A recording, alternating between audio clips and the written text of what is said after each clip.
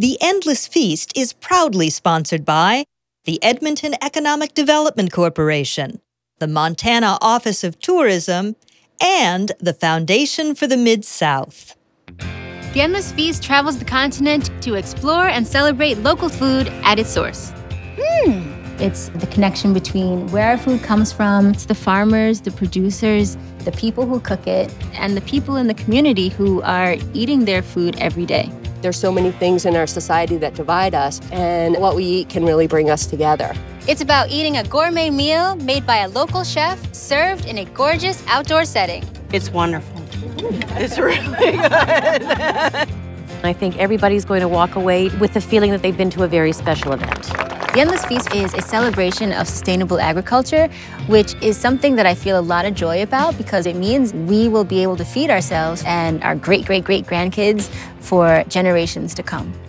If you treat the earth right, it will give back to you. And to me, that's what an Endless Feast is all about. Come take a seat at our gorgeous table and join me in celebrating the Endless Feast. Cheers. Cheers! Here's to the farm. Yeah, here's to the farm, yeah.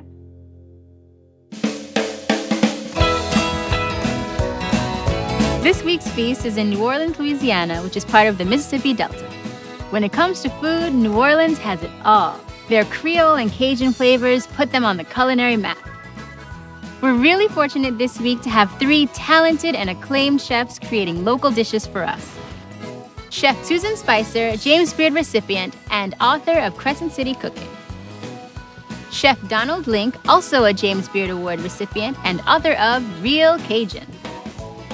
And Beard Award nominee Chef Aaron Burgau, owner of the popular New Orleans restaurant Patois. I'm really interested to see the foods that we get served at the feast because I'm thinking they're going to really create a fantastic meal that incorporates local traditions and also probably takes it up a notch too. I'm meeting Chef Aaron at the Crescent City Farmers Market. He's going to show me around. Welcome to New Orleans and welcome to the Crescent City Farmers Market. Thank you. Couldn't ask for a better day. Well, let's go through the market and we'll show you where we're going to cook for the Endless Feast. Okay. I'm going to show you all the vendors, let you meet them, and kind of explain to you what we're going to be serving. So what's our first stop? First stop, Nick Unser's farm, called GROW.Farm. How are you? He's over in Bush, Louisiana, which is across the lake. It's about 45 minutes away. How's it going? Same. Sam, Ebeth, good to meet you. Great produce you got. Yeah, he's got some beautiful stuff. Nick's an up-and-coming farmer. He's about 25 years old, and he's awesome. When you walk by his stand at the market, you can tell it's his. He puts a lot of care into it, a lot of color, a lot of different things that he grows that you can't really find anywhere else. He's one of the few all-organic vendors here at the market. For Sunday, he's going to be having some really beautiful lettuce. He's going to have some red oak lettuce for us. Right now, it's just starting to really come in for the fall. I have a lot of relationships with a lot of the farmers, and I know their family, you know. I can call them on the phone and order what I want. I know where it's coming from. I think we'll also be using his lemongrass to make a nice tea for the feast also. Oh, I love lemongrass. Beautiful stuff. Yeah, fall, it develops a lot of essential oil in the top. Oh, it's heaven. I love it. And being from New Orleans, you have that sense of pride that you can get something local and fresh right in your backyard. This is the Riles farm. This is Mr. Bill Riles. Hi, Mr. Bill Riles. I'm Ebeth. Bill Riles is a gentleman who just started selling his cheeses at the farmer's market. He also sells goat's milk, and he sells some awesome goat's milk feta. So for Sunday, Susan Spicer is going to be doing an appetizer, and Donald Link's going to be doing the entree, which is going to be his goat. What are you going to do with it for the feast? I think we're going to do a couple of the forelegs. We're going to braise them down, shred the meat, and probably mix it with some beans, a nice side for the leg. Oh my gosh, my mouth is watering. Excellent. This is Tony Accardo of Accardo Farms. Hi. Hi, how you doing? I'm doing great. Good to meet you. He's going to be supplying us with some stuff for the feast. Where are we getting from? We're going to get some pumpkins from him, and we're going to serve it with a crab and pumpkin soup. Crab and pumpkin? Yeah, crab and pumpkin. I've never heard of such a thing. This is one of the pumpkins we'll be using in the soup. It's an Australian pumpkin. Kind of heavy, got some weight to it. It sure does. Yeah, so. It's gorgeous. Tony is raising all of these heirloom varietals. It's wonderful because it's keeping the species alive. He's one of the few people who's growing these treasures. So it's great for the folks in New Orleans here who are not only getting fresh produce, but they're getting old school produce at that. So you bet. This is Miss Kay Brandhurst for Four Winds Seafood. I'm with shape with the right, but That's okay. No worries. I know you're working. Miss Kay is the hardest working person at the market. Kay Branthurst, she's been at the market since it opened. And her husband, Ray, I have one shrimp boat called the Four Winds. How are you going to use the shrimp at the feast? Shrimp, actually, Susan Spice is going to be doing a shrimp dish for the appetizers. I can't wait to actually come and see you at your boat. It's part of our culture, but I'm sure for you guys it'll be exciting. Thank you so much. Take care. Look forward to seeing you. Bye-bye. I don't care who you are. I mean, I think if you know where your stuff's coming from, you have a relationship with the farmers and the fishermen, and you know who's catching your fish, it's always better. Great market. Yeah, we're so lucky. We're very blessed to have this market here in New Orleans. So I'll see you feast day? Yes, see you. All right, great to meet you. Great to meet you too.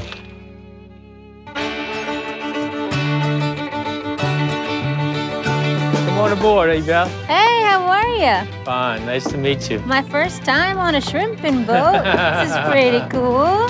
My name is Ray Branthurst. I'm a native New Orleanian. The name of my business is Four Winds Seafood, and I specialize in shrimp. How long have you been doing this? All my life. I've been doing it for 30 plus years. Really? Yeah. How'd you get into it? Fishing is in my blood. There have been fishermen traced in my family back to the 17th century. Really? The Basque region of Spain, yeah. The shrimp industry here has been deep-rooted in our culture here in South Louisiana. We're still very productive and produce arguably the best-tasting shrimp in the world. These shrimp are just hours out of the water. You can't get them any fresher. Wow, my goodness. We're going to be providing some fresh 16-20 count head-on white shrimp. There's a million ways to cook the shrimp. It's Southern gold. That's you know, that's our culture here. So is there something really special about shrimp here in New Orleans? Absolutely. These shrimp are real sweet. And the reason why is that we have a big influx of freshwater rivers and streams that mixes with the salt water. It's quite different than any other area where shrimp have that real, pungent taste. Ray believes in harvesting his shrimp in the traditional way. He'd rather have it fresh, seasonal, right off the boat, wherever you are. I take pride that we have an all-natural product here. It's coming out of the greatest shrimp pond on earth. It's God's shrimp pond.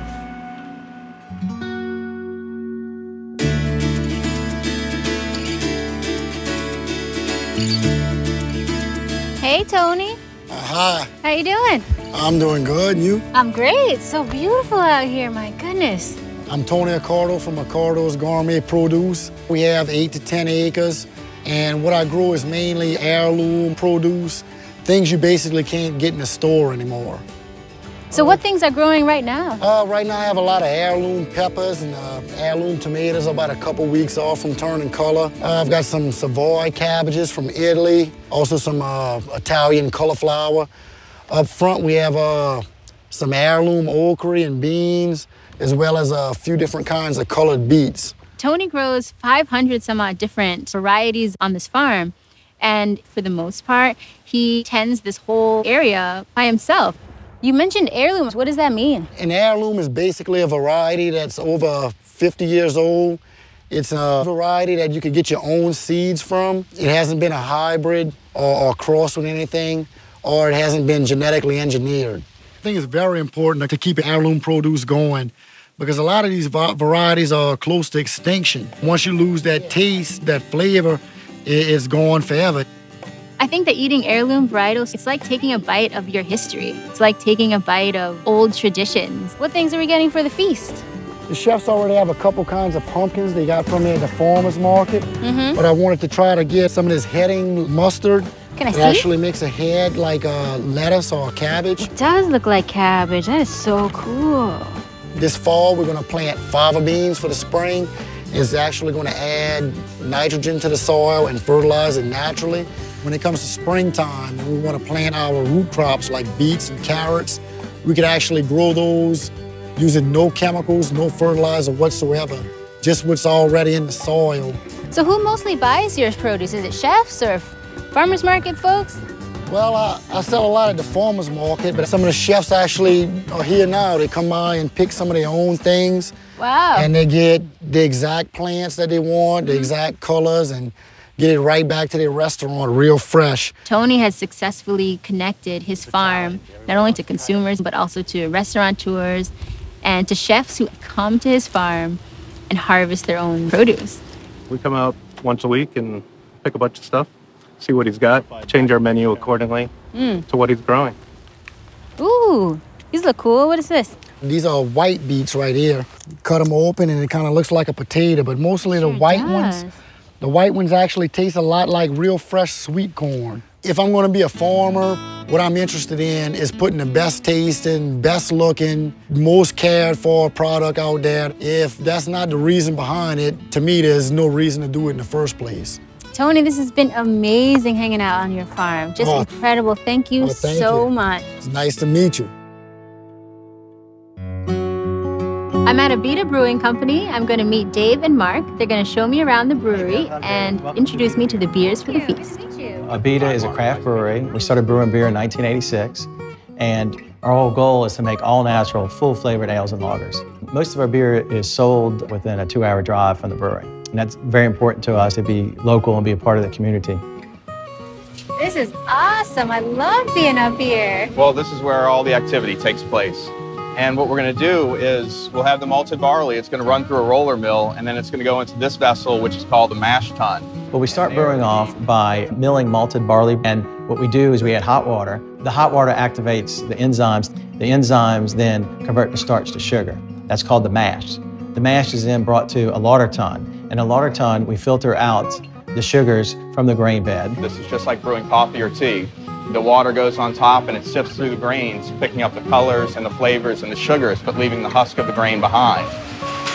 Then we separate the solids from the liquid. We cool it down, add yeast, and that's where beer becomes beer. Well, now we're walking into our cellar, and this is where the fermentation and aging process is going to take place. Okay. At the brewery, they also have a wastewater treatment system, which takes their waste and turns it into energy. Take the waste from the brewery, we bring it into our bioreactor, and the idea is we create methane. Okay. That methane is then filtered and conditioned to use on our boiler, and it offsets purchases of natural gas by 35%. We really want to use our resources as best we can. It's very important to us to give back to the future generations and really to create awareness and inspire others to do the same. In addition to all of our spent grain that is used in the brewing process, once that's completed, we send that to a dairy farmer and he uses that as cattle feed. They're doing some amazing things here to help make their brewing process sustainable and good for the environment. They use recycled bottles for their beer. They reuse water that's cycled through the beer making process. And so it's like a complete cycle. You're connecting a lot of people with your beer, huh? Exactly. For the feast, we're providing Purple Haze, which is a raspberry wheat beer, Restoration Pale Ale, our amber beer, and we'll have our Fall Fest, Oktoberfest style beer. Go ahead and try it. All right. Don't have to tell me Yeah, that's twice. right. It looks great. I love the color. Ooh, it really does nice taste like tartly sweet raspberries. Next is our pecan harvest ale. Local pecans? Yes. Awesome. Is it going to really taste like pecan? It has a nice, subtle pecan aroma and flavor. I'm getting it. Yeah, it's I'm nice. loving it. They selected a variety of flavors that I think will go really well with the traditional Louisiana cuisine. Cheers to the feast. Cheers.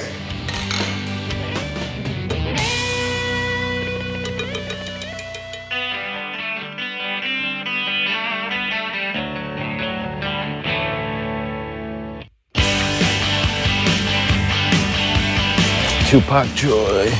Today I'm at GROW.Farm. I'm going to meet Nick and Sam. They're going to show me lots of lemongrass and lettuces. They even let me help harvest some lettuce for the feast. Good to see y'all again. How you doing? Great. My name is Nicholas Usner, and I am an organic farmer at Grow Farms.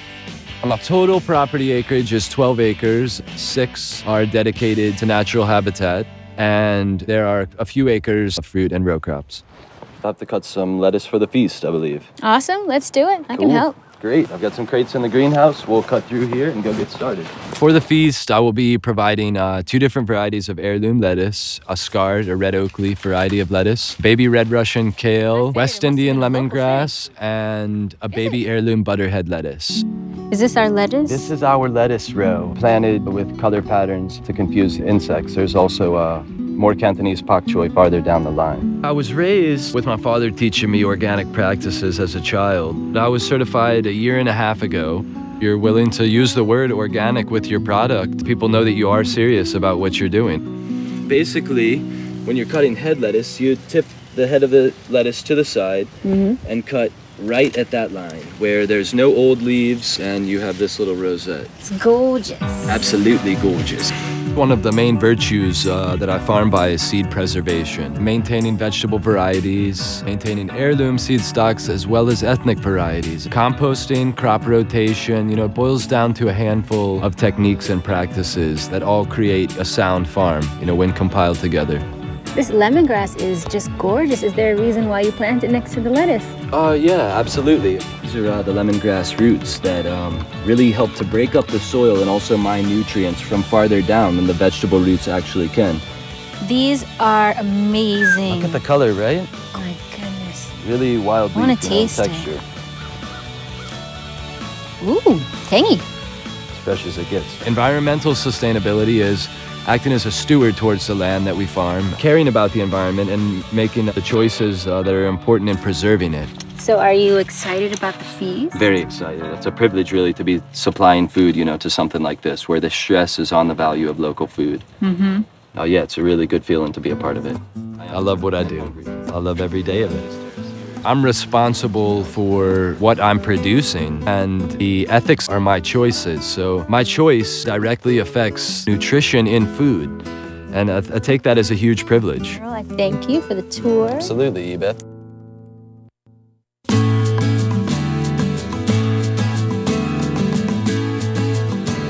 Hi. What's up, Ebeth? Good to see you, Aaron. Good to see you again. How's everything? Hi. Hi, I'm Ebeth. Good to meet you. I'm at Cochon Restaurant with the chefs as they're preparing for the feast day tomorrow. Both me and Donald worked with Susan at one point in time. It was the first job out of culinary school that I worked for, so I learned a lot of really interesting stuff, a lot of discipline from her. She really taught me how to not just go through the motion and heat things up, but to actually think like a cook and to think about what you're doing at all times. We're gonna do a braised goat, and originally I was gonna grill it, but I think these look nice on the bone like that, and I think cooking them slowly, and my plan is to serve them whole. I never really thought of goat as something that you would roast and eat like a lamb, but actually this stuff is really great. Is that one of those great pumpkins from Tony? It's one of the French soup pumpkins. It's really amazing for me to meet some great chefs here in New Orleans who are known for using local and seasonal food, and to sit down and eat the food they prepared and share the time with farmers who've grown the food is just really awesome. Having a feast like the one that we're going to be preparing and sharing tomorrow is a great way for everybody to interact, for the chefs and the farmers and the providers and the consumers. It's going to be a wonderful opportunity, and it's going to be just a beautiful day and a great meal.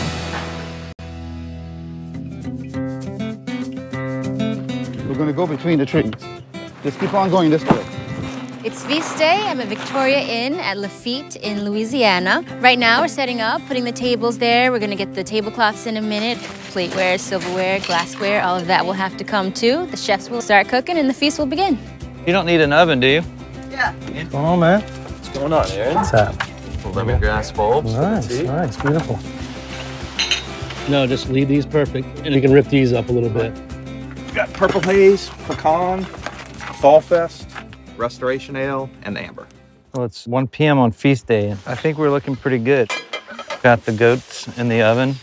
Finished cooking them last night. Actually ended up taking about 6 hours. Taylor, can I get you to open that hot box for me? Working out in Lafitte with Aaron and Donald for the feast is going to be a day of what cooking should be about. It's going to be relaxed, it's going to be delicious, and it's going to be fun.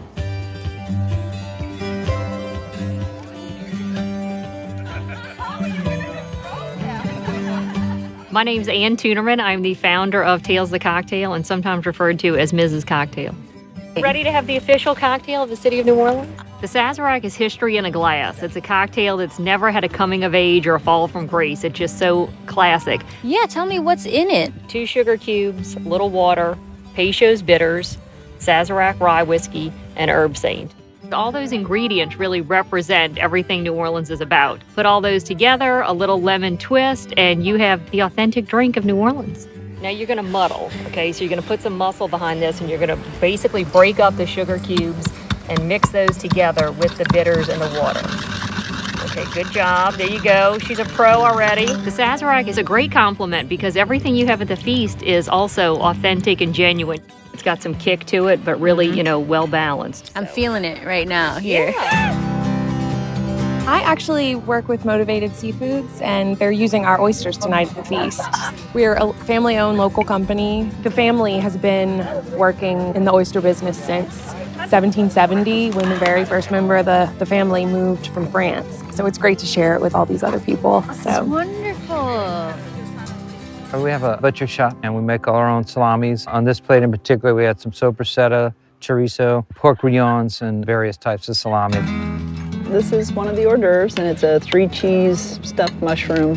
There's a little bit of shallot, garlic, and artichoke in there. I would recommend getting another one. I'm actually going to go get another one. It's pretty good. The hors d'oeuvre I'm serving is a rabbit and collard green and currant terrine with whole grain mustard and cornichons. A little bit of eggplant campanata on top of have some green onion crackers and some flaxseed crackers. A little bit of extra virgin olive oil and sunflower shoots. Excuse me, folks. Can I have everybody's attention? I want to welcome everybody to the Endless Feast, and on behalf of the chefs up here, Miss Susan Spicer and Aaron Burgau, and me, Donald Link, we are about ready to sit down and eat, and we wanted to welcome you all here, and I think we are ready to start our feast.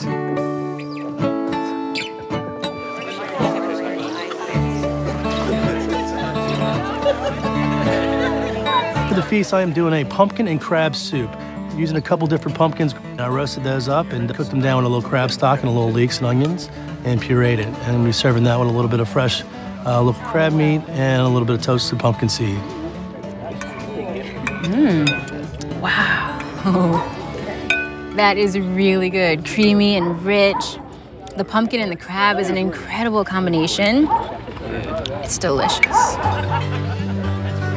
How about y'all? Are you enjoying it? Oh, yeah, definitely. I said I was lucky. I'm sitting next to the guy that grew the pumpkin and the guys that caught the crab, so. Oh, y'all are the crab people? That's so awesome. I'm Ebeth. Hi, I'm Steven. Good to meet you. You too. And you? Tommy. Tommy, great to meet you. How do you like your crab with the pumpkin? Oh, I love it. It's a great combination. Fantastic. What do you think? This is an odd combination, but it worked out really well. I am making a fried oyster salad with a little bit of GROW.Farm's lettuce, Meyer lemon and buttermilk dressing, a little shaved Parmigiano Reggiano, and some smoked guanciale. Salad course. The greens were supplied by Nick from GROW.Farms and Tony from Accardo Farms. You'll enjoy it. Thank you. Thank you. Thank you. Are you going to dress them before you send it out? Yeah. Yeah, let's take them over to the table.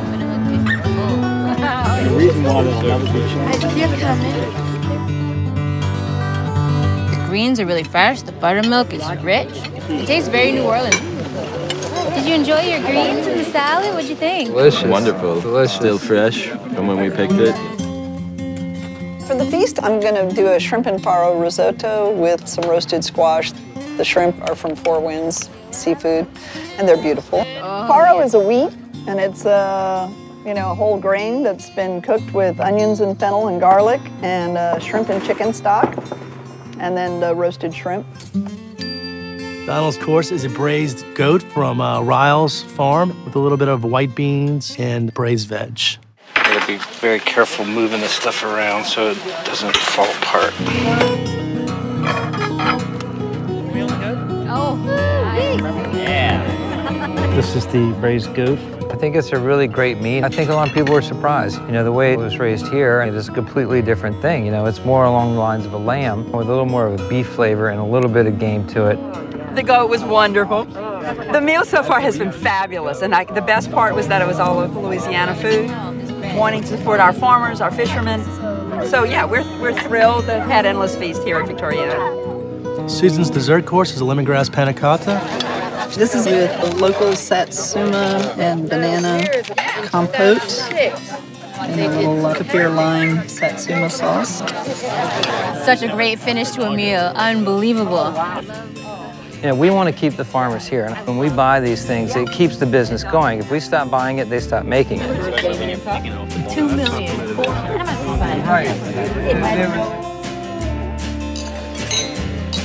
The feast was a big hit. I think the only people that work harder than chefs might be farmers. So You know, it's kind of great to see people celebrate the fruits of their labor. We really couldn't have been better. I will definitely do a feast like this again. I mean, I loved it. It was fun.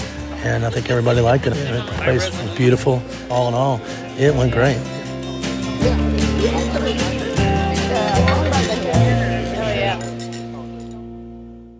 For more information about the Endless Feast, visit us at www.endlessfeast.tv.